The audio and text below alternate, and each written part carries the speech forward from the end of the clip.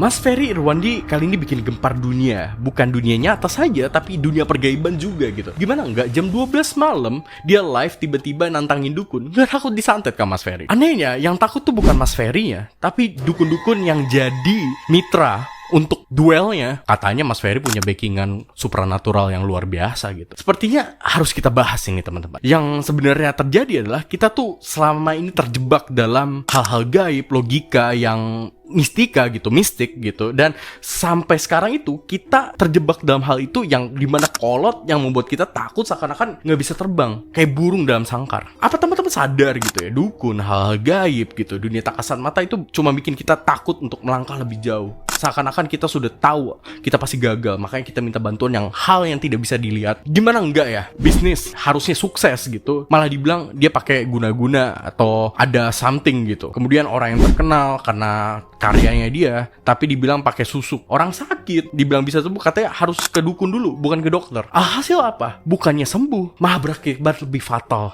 Ada mbah dukun sedang ngobatin pasiennya.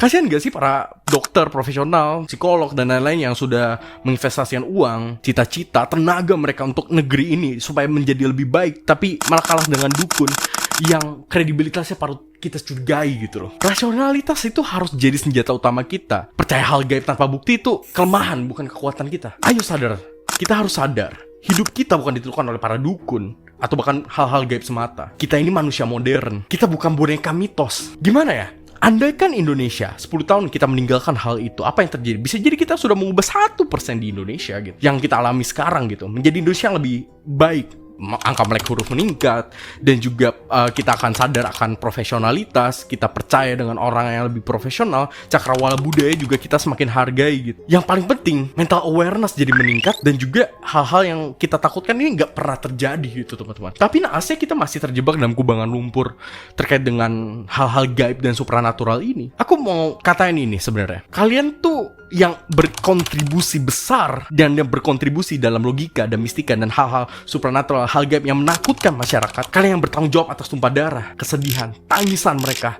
jeritan mereka, korban-korban yang kalian sebabkan. Kalian hanyalah orang-orang lemah yang masih berlindung di balik mitos. Adakah kesempatan bagi kita untuk berubah gitu? Jawabannya sekarang. Now is the change. Rubah cara pandang kita, atau kita akan tetap jadi manusia yang seperti takut akan hal supranatural. Ubah dunia mulai dari meruntuhkan logika mistika, supranatural, hal-hal gaib. Kita tinggalkan sekarang. Masyarakat baru lahir dari keberanian, bukan dari mitos semata gitu. Ayo tinggalkan logika mistika sebelum kamu dihancurkannya. Akhir kata, salam masyarakat baru.